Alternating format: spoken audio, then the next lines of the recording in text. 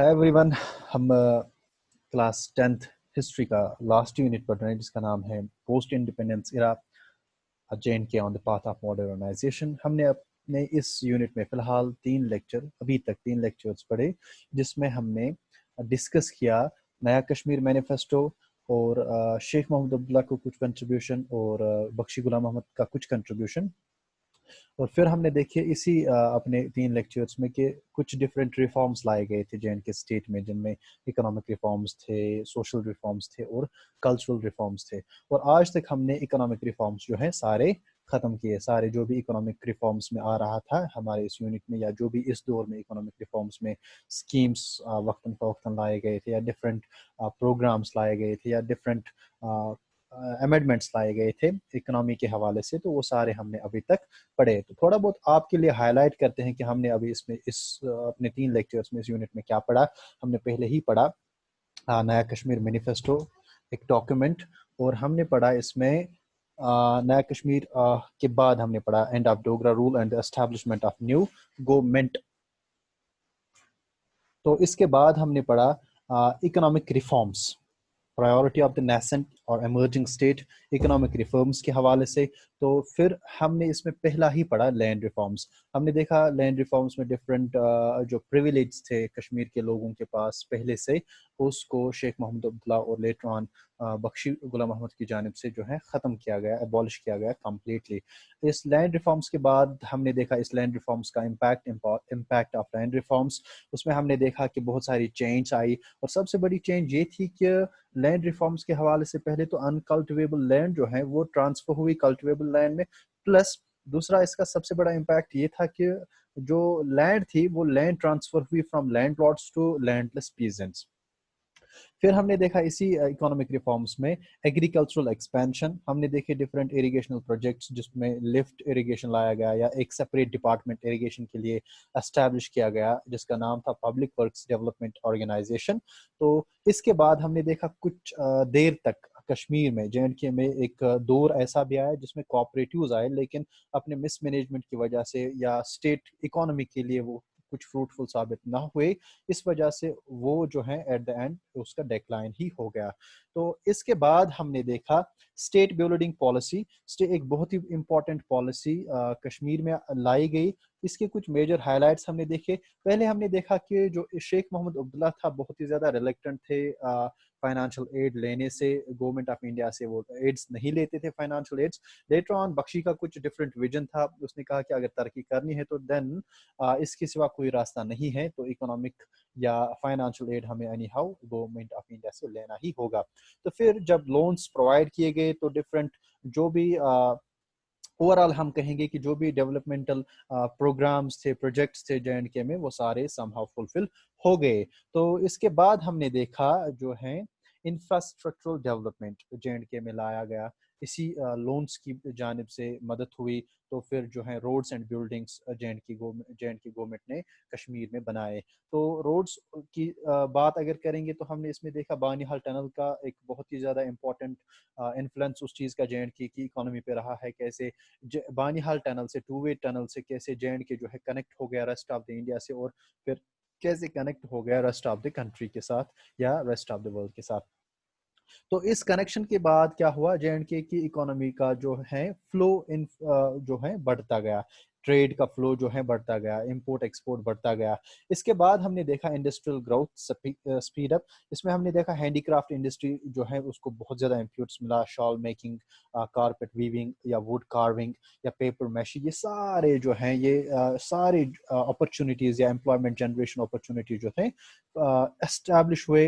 Establish नहीं J&K में, बल्कि एक इनमें एक जान आ गई, एक बहार आ गई। और ऑलमोस्ट जो है पहले ज़माने में एग्रीकल्चरल एक मेन काम हुआ करता था लोगों का, तो लेटर ऑन उसमें थोड़ा बहुत शिफ्ट हुआ। अब हैंडीक्राफ्ट इंडस्ट्री भी जो है कंट्रीब्यूट करने लगी जे.एंड.के इकोनॉमी के लिए। इसके अलावा जो है इंडस्ट्रियल स्पीड अप में हमने देखा कि कैसे ट्रेनिंग्स ऑर्गेनाइज किए गए इन आर्टिसंस एंड क्राफ्ट्समैन के लिए। फिर हमने देखा कश्मीर चलो कैंपेन। तो हमने देखा वो ऑल ओवर इकोनॉमिक रिफॉर्म्स की जानिब से अभी तक कश्मीर चलो कैंपेन तक जे की हालत जो है बेहतर हुई थी। अब एक ऐसा स्टेज आया था, एक स्टेज ऐसा सेट हुआ था जिसमें टूरिस्ट्स की ज़रूरत थी। तो कश्मीर चलो कैंपेन गवर्नमेंट ऑफ जे की तरफ से, पर्टिकुलरली बख्शी गुलाम मोहम्मद की तरफ से ऑर्गेनाइज किया गया। इससे जो है टूरिज्म इंडस्ट्री को और फिल्म इंडस्ट्री को कश्मीर में बहुत ज़्यादा बूस्ट हुआ। जे की तरफ से डिफरेंट रिसेप्शन सेंटर्स जे में एस्टैब्लिश किए गए टूरिस्ट्स की मदद के लिए। इतना ही नहीं बल्कि कुछ मूवीज भी यहाँ पे फिर शूट हुई, तो जिससे जो है ऑल ओवर हम कहेंगे एक डेवलपमेंट ही हुई टूरिज्म और इस फिल्म इंडस्ट्री की। फिर हमने देखा financial support and the state building project. तो फाइनेंशियल सपोर्ट हमने यहाँ पे पर्टिकुलरली पढ़ा, जे एक स्पेशल स्टेट थी, स्पेशल स्टेट्स था इसका अपना 370, और इसकी वजह से जो है 70% लोन्स प्रोवाइड किए जाते थे किसको, जे को, और 30% इसको ग्रांट्स दिए जाते थे सेंटर की तरफ से। और बाकी स्टेट्स का क्या हाल था, उनको खाली 10% लोन मिलता था। तो अगरचे हमने फिर कंक्लूड किया कि अगरचे इन लोन से जे की डेवलपमेंट होती थी, लेकिन साथ ही इनका नेगेटिव इम्पैक्ट ये था कि जे जो है अब एक कर्जे के नीचे आई थी, और वो कर्जा किनका था, सेंट्रल गवर्नमेंट का। फिर वो कैसे वो कर्जा चुकता गया, कैसे वो कर्जा इन्होंने रीपे किया, वो बाद की बात है, एक डिफरेंट टॉपिक है। लेकिन यहाँ तक हमने देखा कि हमारा जो इकोनॉमिक रिफॉर्म है वो सारा कंप्लीट हो गया।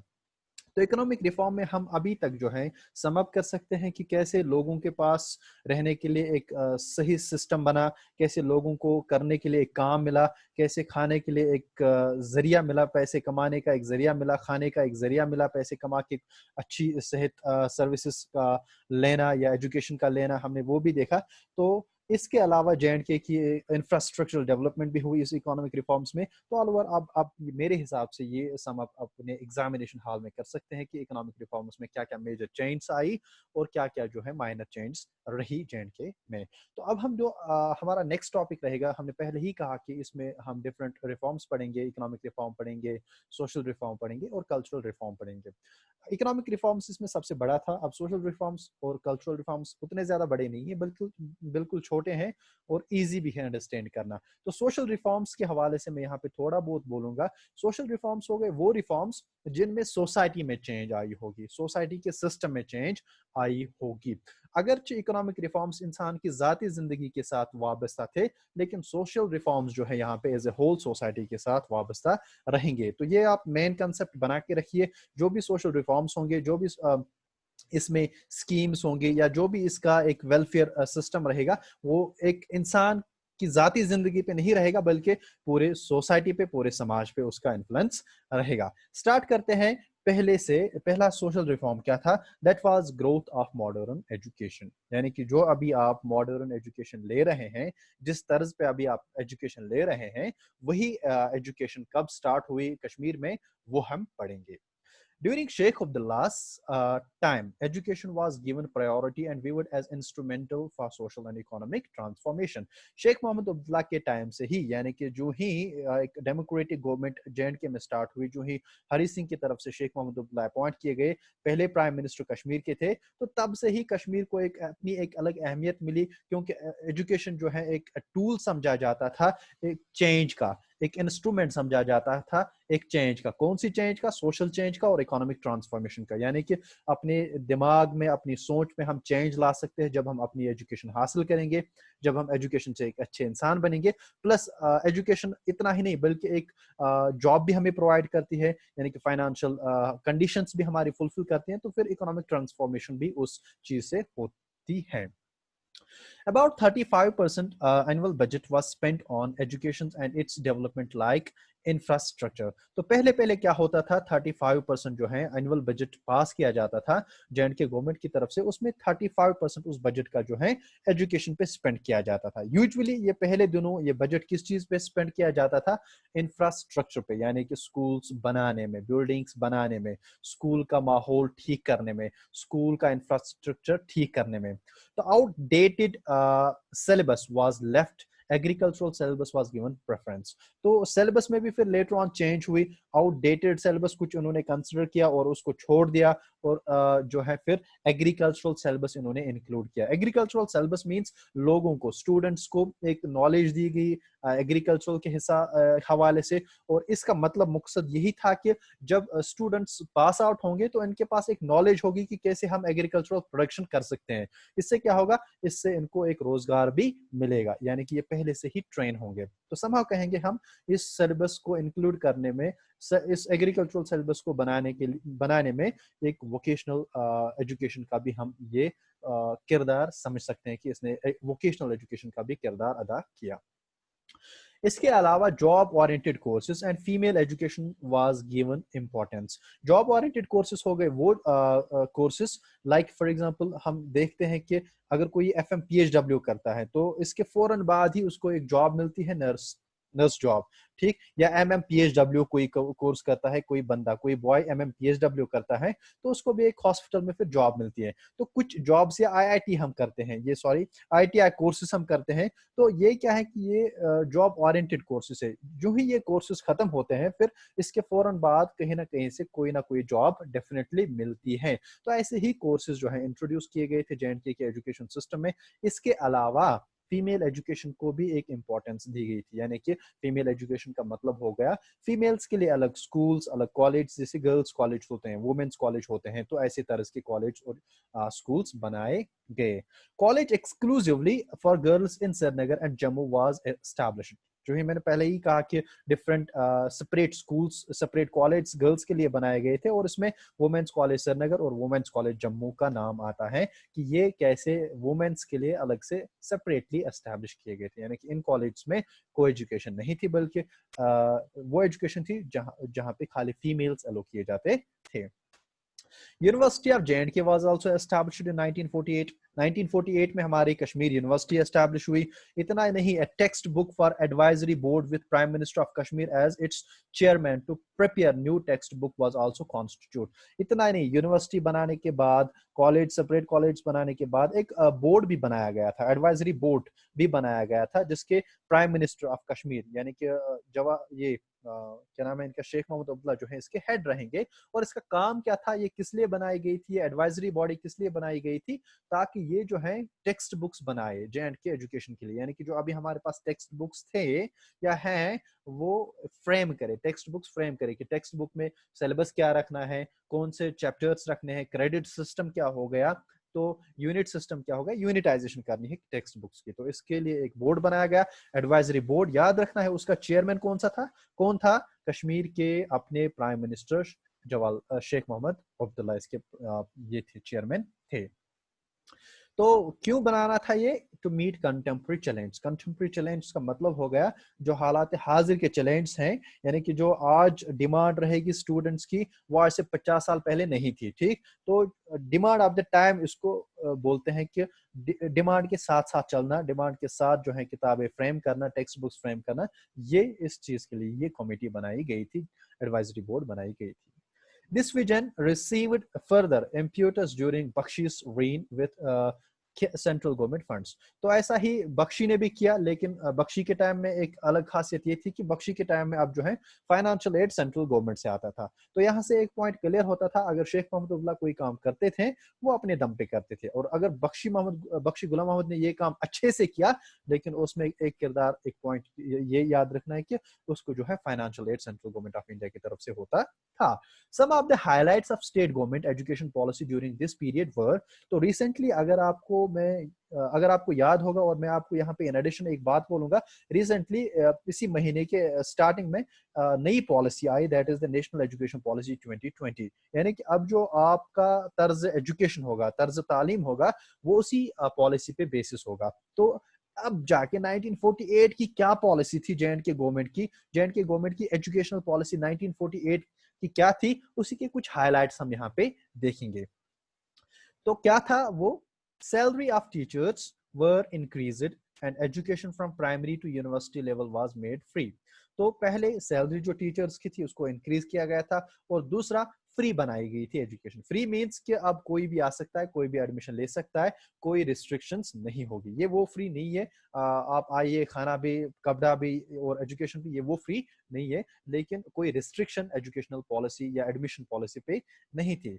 A network of schools at each levels were opened and job-oriented curriculum was incorporated. A network of schools का मतलब हो गया high schools, primary schools, higher secondaries, college, इस तरह के एक चेन बनी थी अब स्कूल्स की, कॉलेज की। ऐसे स्कूल्स आए थे J&K में, और इनमें सिलेबस क्या था, और वो सिलेबस था जो जॉब ओरिएंटेड था। यानी कि उन दिनों पहली प्रेफरेंस ये रहती थी कि जो ही कोई बंदा अगर वो 8th क्लास से ही पास आउट करे, या 10th क्लास से पास आउट करे, या 12th क्लास से पास आउट करे, तो मेरे हिसाब से इन दोनों जो प्राइमरी स्कूल से पास आउट होता था उसको भी जॉब मिलती थी। तो यही रीजन था कि जॉब मिलने की, इनको जल्दी ज्यादा जॉब क्यों मिलती थी, क्योंकि तब जाके एजुकेशन जो है जॉब ओरिएंटेड थी। फिर लेटर ऑन चेंज हुई ट्रेंड, अब जो है नॉलेज पे ज्यादा एम्फेसिस दी जाती है, लर्निंग पे ज्यादा एम्फेसिस दी जाती है। इवन अगर बंदे को जॉब ना भी मिले तब भी वो पीएचडी करने के लिए तैयार होता है। रीजन क्योंकि वो नॉलेज और लर्निंग जो है दिन ब दिन ज्यादा अहमियत रखती है, इसलिए। So textbooks of poor were provided, textbooks to poor were provided, and a regional language like Kashmiri, Dogri were taken to develop. तो टेक्स्ट बुक्स गरीब लोगों में मुफ्त में बांटी गई थी, और इसके अलावा जो है रीजनल लैंग्वेज को भी अहमियत दी गई थी। जैसे कि अभी नेशनल एजुकेशन पॉलिसी 2020 में रीजनल लैंग्वेज को बहुत ज्यादा इंपॉर्टेंस दी गई है। अब इस नेशनल पॉलिसी में एम्फेसिस दी गई है कि आप बच्चों को पढ़ाइए, लेकिन अपनी मदर टंग में पढ़ाइए, ना आप इंग्लिश यूज कीजिए, ना आप उर्दू यूज कीजिए, आप कोई भी लैंग्वेज ऐसी यूज नहीं करना जो बच्चों को समझ ना आए, बल्कि आप एम्फेसिस देना अपनी मदर टंग को, जो बच्चा अच्छे से समझ कर सके। तो ऐसी ही एक तर्ज था इस नेशनल पॉलिसी ऑफ एजुकेशन का 1948 में। इसके अलावा scholarships for poor was constituted, women education, schools, colleges received inputs. Scholarship भी बच्चों को दी जाती थी, गरीब बच्चों को। इसके अलावा जो है सेपरेट वुमेन एजुकेशन के लिए स्कूल्स और कॉलेज भी बनाए गए, मेडिकल और इंजीनियरिंग कॉलेज भी बनाए गए, जैसे हमारे NIT national institute of technology Srinagar दरगाह में है ये, और GMS गवर्नमेंट मेडिकल कॉलेज जो है हमारा इसमें श्रीनगर में ही है, या जिसे हम बेमना में पाते हैं। तो ये भी बनाए गए थे, लेकिन ये कब बनाए गए थे?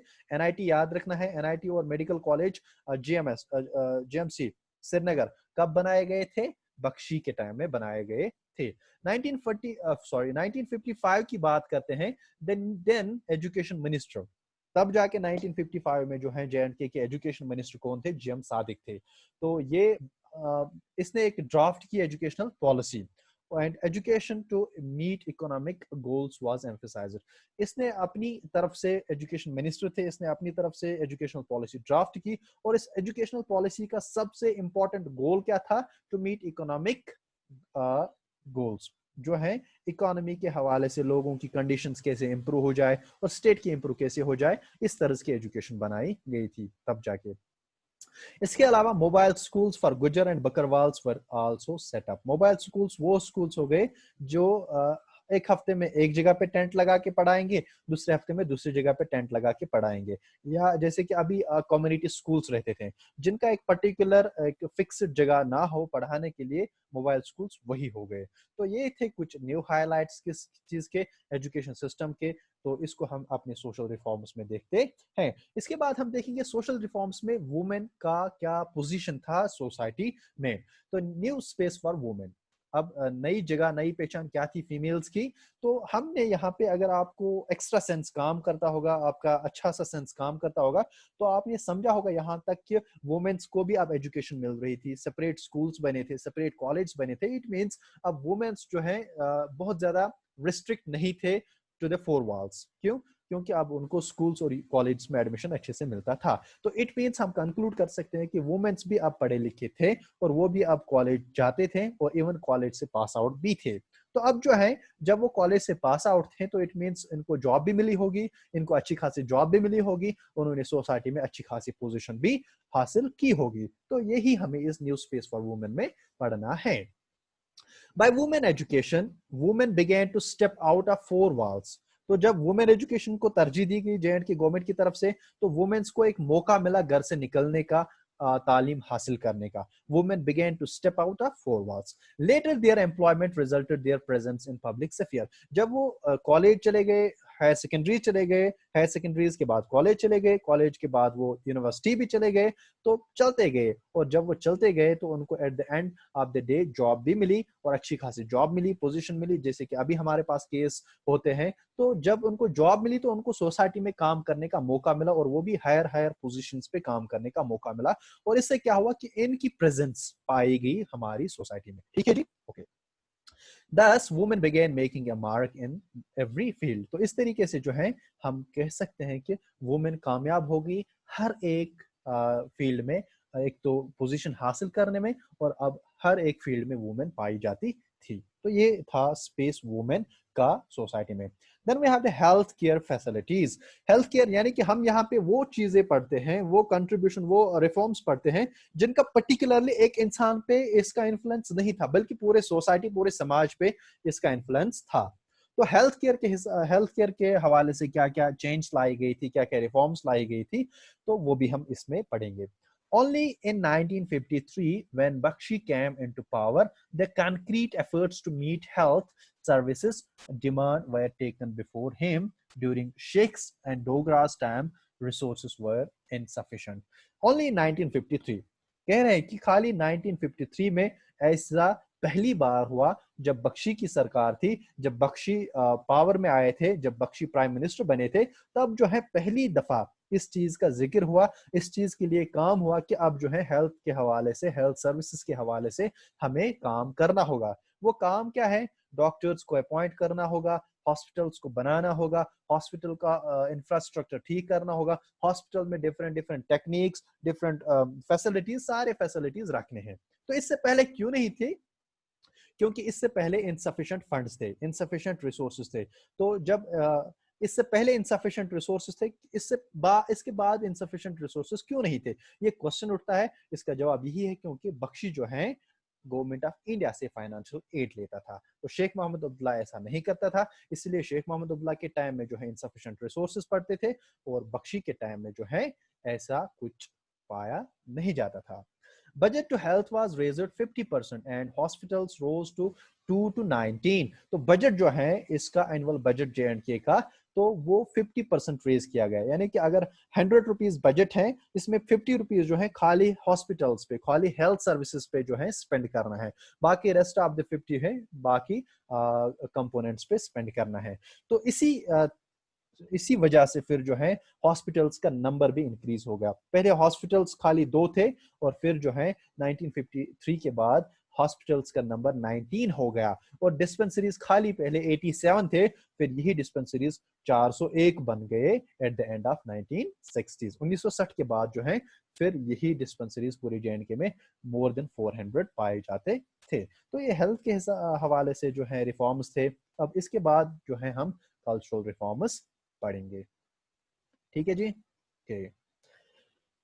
कल्चरल रिफॉर्म्स, तो हम कह सकते हैं कि हमने अपना इकोनॉमिक रिफॉर्म्स भी कंप्लीट किया, अपना ये सोशल रिफॉर्म्स भी कंप्लीट किया. सोशल रिफॉर्म में हमने क्या पढ़ा? सोशल रिफॉर्म में हमने पढ़ा पहले ही ग्रोथ ऑफ मॉडर्न एजुकेशन. फिर हमने देखा उसमें कैसे स्कूल्स, कॉलेज बनाए गए, कैसे जो है सेपरेट स्कूल्स और कैसे सेपरेट फीमेल्स के लिए, वुमेन्स के लिए कॉलेज बनाए गए.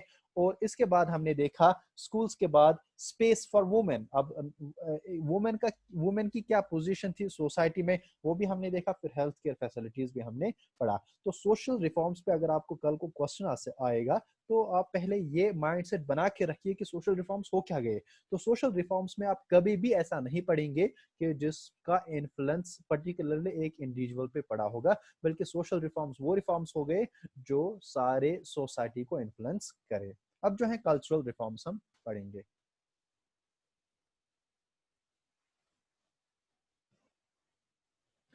Cultural reforms. Economic and social reforms were followed by cultural policy that aimed to liberal, modern and tolerant outlook. तो कल्चरल रिफॉर्म का मतलब क्या था? मिसाल के तौर पे अभी हम कहते हैं कि यहाँ पे जब कोई आउटसाइडर यहाँ पे कश्मीर में पाया जाता है या हमारे साथ हमारे घर में काम करता होता है, पर्टिकुलरली मिसाल देंगे हम बिहार के लोगों की, तो हम उन बेचारों को किसी दूसरी नजर से देखते हैं। क्यों? क्योंकि हम में ऐसा आउटलुक, टॉलरेंट आउटलुक अभी नहीं आया है। अगरचे हम लिबरल भी हैं, अगरचे हम एडुकेटेड भी हैं, लेकिन फिर भी हम अभी तक फेल हुए हैं इस चीज को समझने में कि हम इन लोगों को क्यों जो है उस नजर से नहीं देखते जिस नजर से हमें देखना चाहिए। तो यही रीजन था कि कल्चरल पॉलिसीज लाई गई ताकि लोगों को टॉलरेंट बनाए एक दूसरे के लिए। कश्मीर के लोग जम्मू के लोगों को एक्सेप्ट करे, जे के लोग बाकी बिहार के लोगों को या बाकी स्टेट के लोगों को एक्सेप्ट करे, और जो बाकी स्टेट्स के लोग हैं वो जो है जे के लोगों को अडॉप्ट करे। अडॉप्ट मीन्स इनके साथ आपस में पीसफुली रहे, जैसे कि आज इंटरनेशनल डे ऑफ पीस था। तो इसके बाद जो है ये हिंदू मुस्लिम्स में आपस में वो लड़ाइयाँ ना रहे, हिंदू मुस्लिम्स ईसाई जो भी हैं एक दूसरे में ब्रदरहुड बना के रखे। तो इसलिए जो है कल्चरल पॉलिसीज लाई गई थी, और कल्चरल पॉलिसीज का मकसद भी यही था कि जो है एक दूसरे के साथ अमन में रहे। It tried to promote a bond between J and India. इस कल्चरल पॉलिसी से क्या हुआ, जे को कनेक्ट करना चाहा गवर्नमेंट ने, जिस गवर्नमेंट ने ये policy lie, cultural policy lie rest of the India. मकसद यही था। Particularly, Sheikh Mohammed Abdullah started, but Bakshi was able to materialize it under Kashmir Cultural Aims Manifesto. ये आइडिया भी शेख मोहम्मद अब्दुल्ला ने ही दिया था जो है कि कल्चरल रिफॉर्म्स लाएंगे, लेकिन due to the insufficiency of funds वो इस चीज को फुलफिल ना कर पाए। लेकिन at the end as usually ये बख्शी ने मटेरियलाइज किया, किससे? अपने नया कश्मीर कल्चरल एम्स के मैनिफेस्टो में। अब जो है कल्चरल फ्रंट एक ऑर्गेनाइजेशन थी, अब देखेंगे इसने क्या काम किया। कल्चरल फ्रंट पहला हमारा कल्चरल रिफॉर्म्स में रहेगा। Cultural front, it was an organisation, its members were committed to develop cultural ethos. ये कल्चरल फ्रंट जो है एक ऑर्गेनाइजेशन थी, जैसे अभी ऑर्गेनाइजेशंस काम करती है, डिफरेंट ऑर्गेनाइजेशंस, जैसे कि डिसेबल्ड के लिए अलग से ऑर्गेनाइजेशंस होती है, वुमेन्स के लिए अलग ऑर्गेनाइजेशंस होती है, या एनजीओज पढ़ाने के लिए, या बाकी लोग गरीब लोगों को हेल्प करने के लिए डिफरेंट ऑर्गेनाइजेशंस आती हैं। वैसे ही कल्चरल फ्रंट भी एक ऑर्गेनाइजेशन थी, और इसका काम क्या था? कल्चरल इथॉस, लोगों में एक दूसरे में अमन भाईचारा बना के रखना। ठीक है जी। Writers did it by holding theater dramas and on different themes like Hindu-Muslim unity. अब जो है जैसे कि अभी आप देखते हैं, कल मैं बाय चांस फैमिली के साथ चैनल देख रहा था, कश्मीरी चैनल देख रहे थे वो, तो उस पे वो बांड पत्थर आया था। तो एट द एंड उसमें एक बहुत ही ज्यादा अच्छी एक मैसेज थी पूरी कम्युनिटी के लिए। तो समहाउ वो भी अपना काम कर रहे हैं कल्चरल इथॉस के लिए। तो ऐसे ही इसका क्या काम था इस ऑर्गेनाइजेशन का, या इसके बाद जो राइटर्स थे तब जाके इस दौर के राइटर्स से लिखने वाले थे या एक्टर्स थे, उन्होंने क्या किया? इन्होंने ड्रामास बनाने शुरू कर दिए थिएटर्स में। ठीक, तो डिफरेंट थीम्स पे इन्होंने काम किया। लाइक इन्होंने काम किया हिंदू मुस्लिम की यूनिटी पे, कैसे हिंदू मुस्लिम जो है भाईचारे के साथ रहे। It was renamed to cultural congress. इस कल्चरल फ्रंट का नाम फिर चेंज किया गया था कल्चरल कांग्रेस में, कब? 1949 में। And started publishing literary journal Kongposh. फिर जो है इसने एक जर्नल भी पब्लिश करना शुरू कर दिया 1949 के बाद। उस जर्नल का नाम था कंगपोश, और इसमें क्या लिखते थे? यही कि जिससे जो है कम्युनिटीज एक दूसरे के साथ ब्रदरहुड में रहने के लिए मजबूर हो जाए जब वो ऐसे आर्टिकल्स या इस लिटरेरी जर्नल को पढ़े। तो ये था कंगपोश का काम। Important writers of this organisation, इस दौर के और इस कल्चरल फ्रंट ऑर्गेनाइजेशन या कल्चरल कांग्रेस के इंपॉर्टेंट राइटर्स कौन थे इस दौर के? इसमें सबसे नाम आता है पहले दीनानाथ नादिम का। रहमान राही अभी भी जिंदा है, मैंने इनका लिटरेचर पढ़ा है।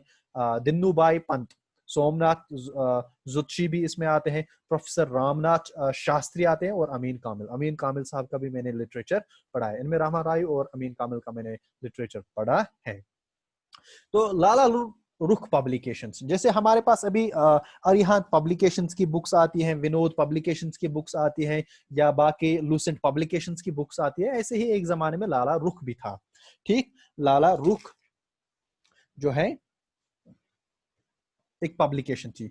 तो इसका क्या काम था? ये 1955 में लाया गया लाला रुख, और इसके बाद जो है ये एक नॉन प्रॉफिट ऑर्गेनाइजेशन थी, बिल्कुल फायदे के लिए काम नहीं करती थी। इसका काम था ये जो है वो लिटरेचर कलेक्ट करे जो इन लोगों ने लिखा था, ऊपर जो राइटर्स हमने नाम पढ़े इन लोगों ने लिखा था, फिर इसको किताबों में फ्रेम करके इनकी किताबें बनाए, फिर यही लिटरेचर, ये किताबें फिर ये बेचते थे कश्मीर के बाहर। However, due to political compulsions, it was disbanded in 1957, लेकिन इसको बंद करना पड़ा। कुछ मजबूरियां तब जाके स्टेट गवर्नमेंट के पास आई, या स्टेट गवर्नमेंट ने इसको फिर बंद ही करना मुनासिब समझा। तो 1957 में लाला रुख पब्लिकेशन को बंद किया गया था। लाला रुख पब्लिकेशन का क्या काम था? Literary work of those famous writers को कलेक्ट करना, फिर उसको किताबें बनाना, फिर उन्हीं किताबों को भेजना। ठीक। जश्न कश्मीर, जश्न Kashmir 1956, जे&के government held and hosted first ever such event. जश्न कश्मीर एक, जैसे कि अभी आजकल के दौर में आर्मी डिफरेंट इवेंट्स ऑर्गेनाइज करते हैं, जैसे नए साल के दिन पे जश्न होता है, वैसे ही जश्न कश्मीर 1956 में पहली दफा जे&के गवर्नमेंट ने ऑर्गेनाइज किया ऐसा event. It intended to bring J&K it intended to bring to light Kashmiri cultural and serve as a vehicle between J&K and rest of India. इस जश्न का क्या मकसद था कि इस पे जो है कश्मीर के कुछ डिफरेंट कल्चर्स को लाएंगे, कश्मीर के ट्रेडिशंस को लाएंगे, फिर उस तरीके की एक्टिविटीज करके, स्टेज पे एक्टिविटीज करके करेंगे, और जो भी उसमें देखते होंगे, जो भी ये इवेंट देखते होंगे, उनको कश्मीर के कल्चर और ट्रेडिशन के बारे में पता चलेगा, ताकि रेस्ट ऑफ जो इंडिया है, बाकी स्टेट्स जो है, इनको कश्मीर के बारे में पता चले और इनमें एक बॉन्ड क्रिएट हो जाए।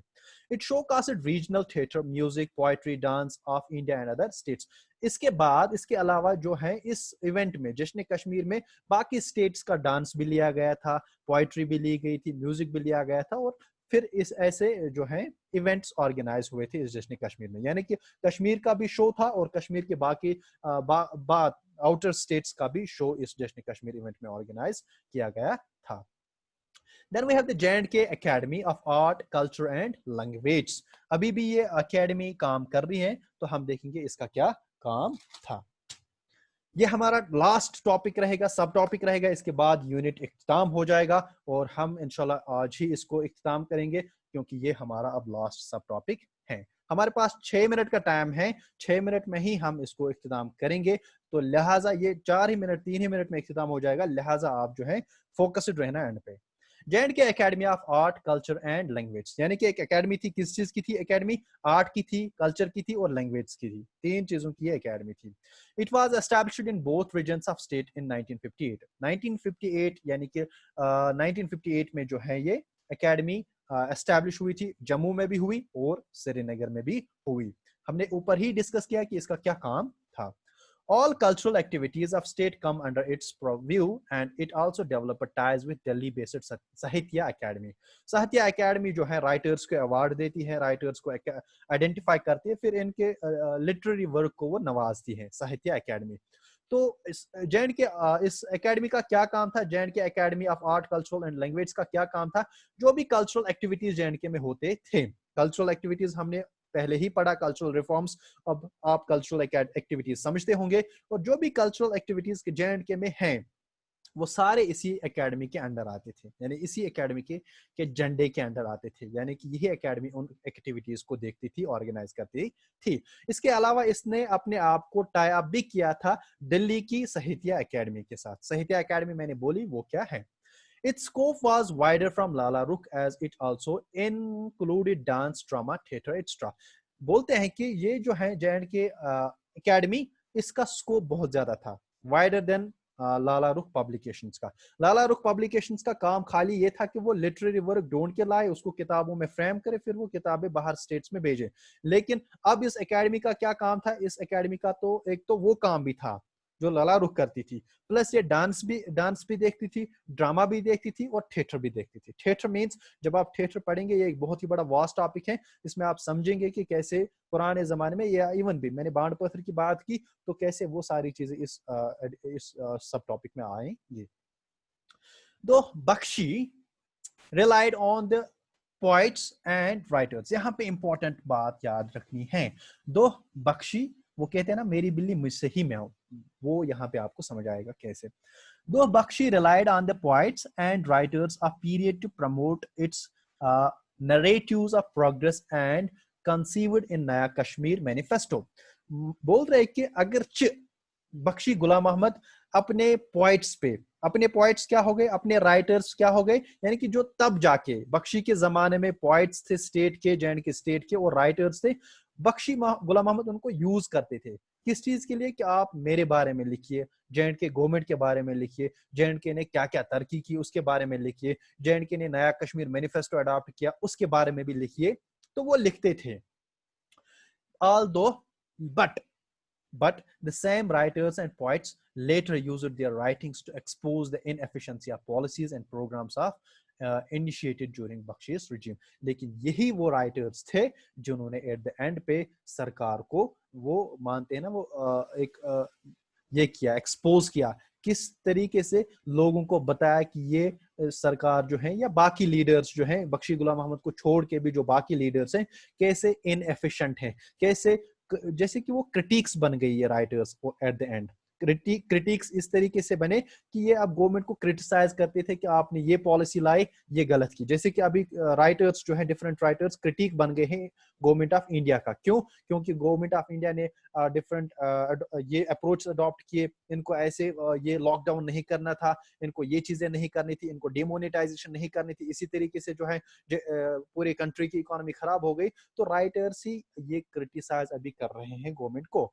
और वैसे ही बख्शी के टाइम में भी यही राइटर्स, जो राइटर्स पहले जे के स्टेट के लिए लिखते थे, कश्मीर मैनिफेस्टो के बारे में लिखते थे, बख्शी गुलाम अहमद के बारे में लिखते थे, eight the and in he writers ने जो है सारी पॉलिसीज का, वो पॉलिसीज जो खराब साबित हुई, जैसे मैंने डिमोनेटाइजेशन की बात की या लॉकडाउन की बात की, तो उन्हीं पॉलिसीज को लोगों के सामने एक्सपोज किया अपने राइट अप्स के जरिए से। तो ये था हमारा यूनिट जिसमें हमने इकोनॉमिक रिफॉर्म और सोशल रिफॉर्म और कल्चरल रिफॉर्म पढ़ा। ठीक है जी, इसके साथ ही हमारा ये यूनिट भी इख्तिताम होता है और सारी हिस्ट्री जो है ख़त्म होती है। और इसके साथ ही जो आपके साथ एक नया ये रूटीन शुरू हुआ था, ये भी ख़त्म होता